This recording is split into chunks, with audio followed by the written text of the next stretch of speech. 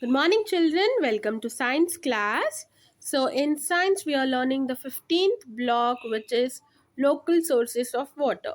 And in this, we have learned uses of water, sources of water, and how we get water to our houses from the rivers, isn't it, children?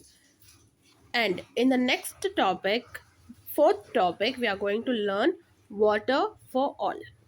Okay, so here in this pictures, what you can see, children? So in the first picture, the water is leaking from the tap, isn't it, children? And in the second picture, the boy is brushing his teeth in front of the sink and the tap is open. So here, if you see, the water is getting wasted, isn't it, children? No one is using, but it is leaking. It is in the first picture, it is leaking drop by drop, drop by drop, drop. It becomes huge amount of water if it is go on. If you see at once, it might be only drop, but after sometimes, if you see, it becomes a huge a glass of water or bucket of water, isn't it, children? And this boy is also brushing his teeth, keeping the tap open. So that means the tap water is getting wasted. It is going into the drain, isn't it, children? If we are doing like this, we may get shortage of water. Shortage of water is like scarcity of water, we have to say it. Okay, and in places there are people, in the world there are people for whom they don't have water for their day to day life, or they have to travel long distances from their house to get a safe drinking water, or at least the water, not even the safe drinking water. For water itself, they have to travel some kilometers to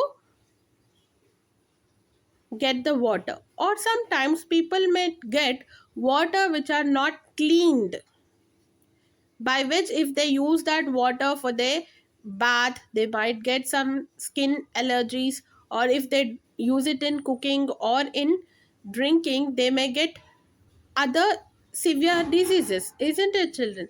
That's why we should not waste the water. Okay, while we are brushing the teeth, open the tap when you need water. The rest of the time, while you are brushing your teeth, busy with your teeth and the brush, then close the tap so that we can save the water. Okay, and if there is only any leaking pipes or taps, try to repair them immediately so the water will not get wasted. Okay, these are only two ways that we can save. There are many other ways we can reuse the water, like water after in the kitchen mama will be washing the vegetables and the fruits. That water we can use it for watering the plants, isn't it, children? Because we are just cleaning it, we are just washing it, we are not using any detergents or soap into the that water to clean the vegetables or fruit. That means the clean water is clean itself, so that water can be used for watering the plants.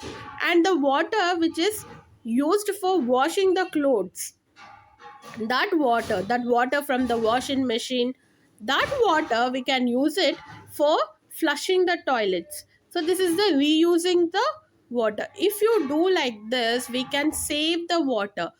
Why it is important to save the water? Because water is comes from the nature. Okay, it is not man made, it comes from the nature, and whatever comes from the nature is limited, children.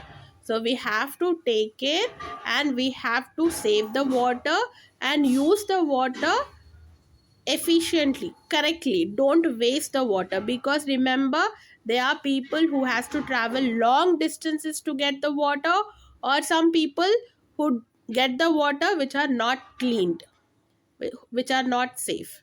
So if you save, they may get proper amount of water, or they need not to travel for long distance. Otherwise, everyone has to travel for long distance. If we waste the water, everyone might get the uncleaned water. So it's our responsibility that we have to take care, and we have to make sure that everyone is getting the clean and safe drinking water. Okay, children. So this is our topic for today, children. I have given few keywords in your daily schedule. Please learn them and write it in your classwork. Coming to your question answers. Why do people in some places have to walk long distances to get water? So why? Because they do not have any fresh water body, fresh water resource like lake or river in their place. In that particular place you might not find any fresh water body where they live. That's why they have to travel long distances to get the water. Okay, next question. Why do some places have lesser water than the other places? So some places are dry so that there is only very little surface water. Okay, and also in those places it rains very less.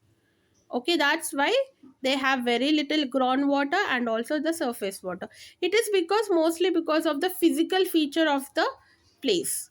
Okay, when you go higher classes then you will understand what you mean by physical feature of the place. Okay, because it is in that place, because it's the nature of that land is in that way, the they have less amount of water. Okay, next. How can we get groundwater for our use? So we have learned that after rain, the water get observed under the ground, and it is stored as underground water. Yes, did we learn that in the second topic? Now, how can we use that? We can use it with the help of wells, wells, or hand pumps. Also, we can use to get the groundwater. Okay, children. So write these answers in your classwork and please learn it, children. Coming to your homework, complete the volume book 2, page number 38, S4, water for all.